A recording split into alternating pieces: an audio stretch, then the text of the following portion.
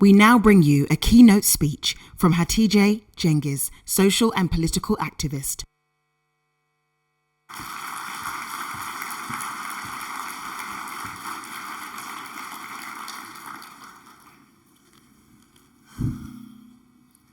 Before I begin my speech, I would like to express my sincere gratitude to Thomson Reuters Foundation and its conference organizer and staff, especially for this meaningful invitation.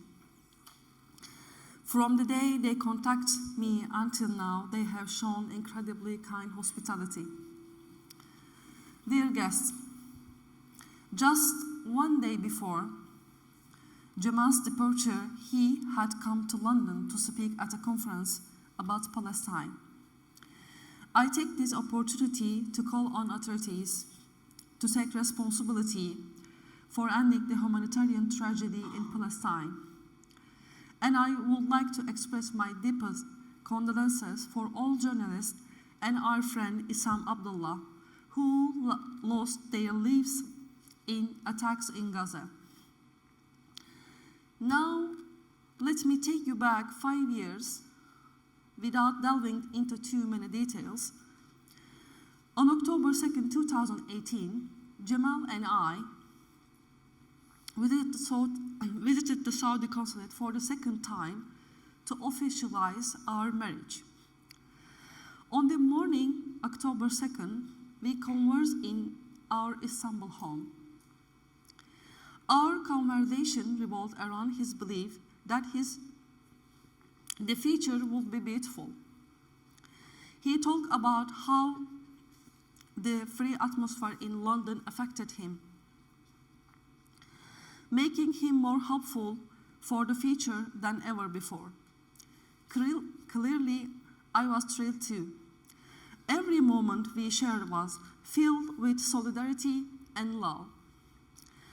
Our conversations were endless, and we always listened to each other attentively. On that morning, he emphasized how, regardless of one's achievements, fame, or financial status, the most important thing one could strive for and fight for was hope. In his eyes and words, I could see how life would lose its meaning without hope. His eyes sparkled and his smile was infectious.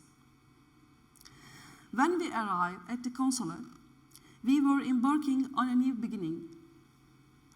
As long as we were together, we would fight for the same beliefs and principles, striving for a more meaningful world for tomorrow. Jamal held my hands as he exited the car, saying, "Let our hands always be together." Then, with deep hope and contagious smile on his face, he walked into the consulate. I waited, unaware.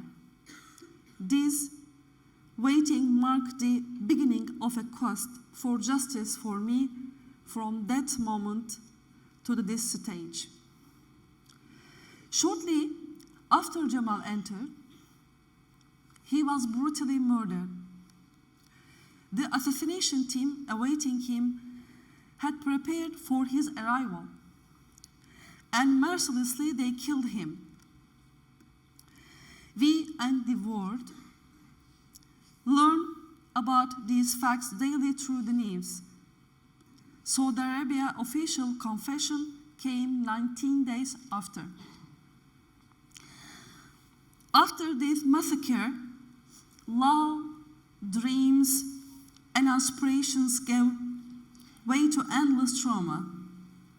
News continued to be added daily, along with statements related to news. In a single day, the press and media entered my life. And I was tasked with narrating or reminding people of a murder. I thought my fate couldn't be like this. I couldn't accept it. Having to accept this acknowledging the truth and surrendering to fate felt like the same thing. I believe in fate, but surrendering was not an option. Therefore, inevitably, I started defending Jamal's right. I became involved in fighting justice against the crime wherever my voice would be heard, including the United Nations and the US Congress. Many journalists and human rights advocates supported this fight with great commitment, so that even though 5 years have passed, Jamal and his tragic death have not faded away. So, what happened in the legal process? The former UN Special Reporter Agnes Kalamard took the initiative. Despite all the dangers and challenges, she conducted a true investigation, publishing report that shed light on the incident. The report called for an independent international investigation. In the same report, it highlighted the Crown Prince as the instigator of this crime. The legal process in Turkey concluded last year with the file being sent to Saudi Arabia. However, Saudi Arabia closed the matter by claiming they had already conducted a trial. In the United States, the case that I filed was also suspended on the grounds of a diplomatic immunity last year. Finally, the governments of advanced democratic countries, including the United Kingdom and their leaders, unfortunately could not show the necessary stance in seeking justice for Jamal. Thus, even though this massacre, which has never left the world agenda 4 years, legally ended due to the political interest behind it and the absolute ineffectiveness, justice, the killers and their instigators will continue to be judged in the court of public conscience. This, for me and those who fight for justice like me, was the greatest thing we could do. Today, we continue this struggle because we believe in the values Jamal believed in. Still know that those values are indispensable for humanity. Jamal chose exile because he couldn't use his pen and wasn't respected for his professional experience to voice his thoughts. The voice within him told him that speaking was important now. Why now?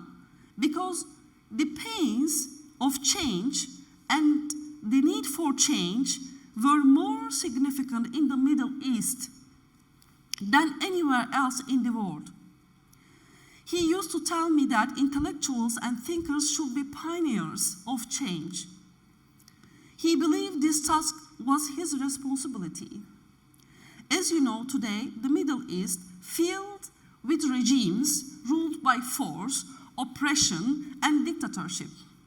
According to Jamal, the order and system that maintained this order needed to change.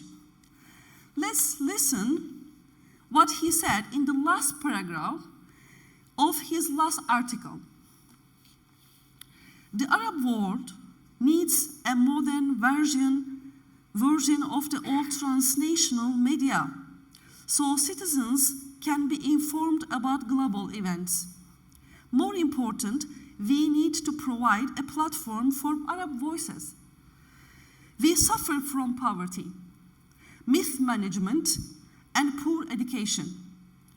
By creating an independent international forum isolated from the influence of nationalist governments spreading hate through propaganda, ordinary people in the Arab world would be able to address the structural problems their societies face. Dear guests, this 5-year personal and unique experience has taught me a lot. and I would like to share a few of them with you. In the last period of Jamal's life, the three fundamental points of life became apparent to me as someone who accompanied him: professional career, personal growth, the financial means, and fame.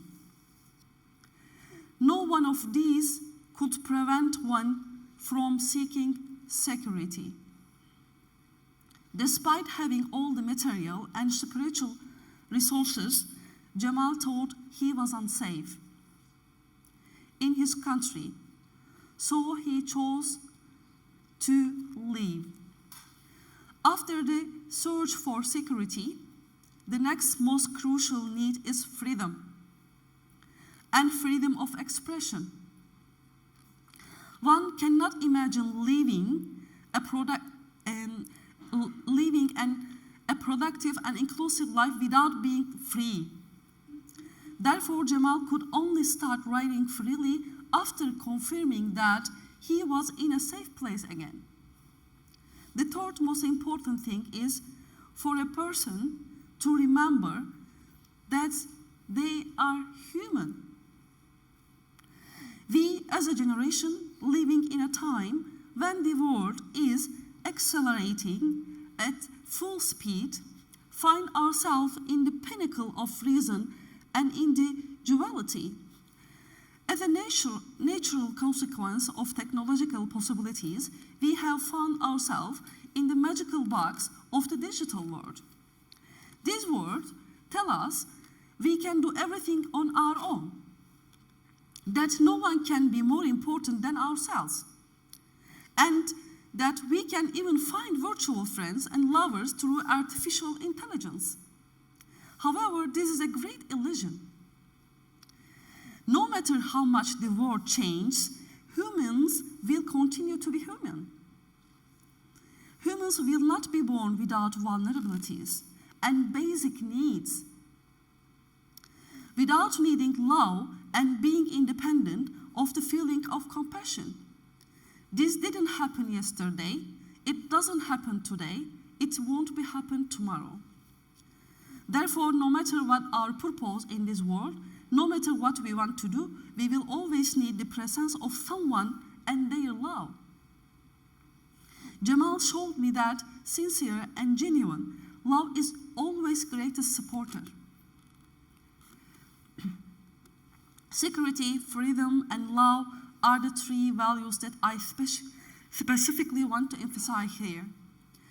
On the other hand, being here today shows us how active and key role civil society organizations play in change. When we look at human history, we see that change and revolutions are made not by governments, but by people. Not by political parties, but by individuals. Not by advocates of the order, but by those who fight against injustice. Mandela, Gandhi are the best example of this. History will always remember and respect them. For this reason, today, I want to share an extraordinary thought for me and invite you to think together with me. Jamal left behind not only some belongings and photos, but also great spiritual legacy that needs to be defended and will inspire us. Jamal's legacy is freedom of thought and the fight for more democracy and free journalism. Working together to bring to life an idea, like Jamal Khashoggi Free Journalism Award, held annually on October 2nd, where we can proudly and honorably remember him. Jamal may not have a grave in this world, but keeping his spiritual legacy alive with such an award would be the most honorable tribute to him. Thank you.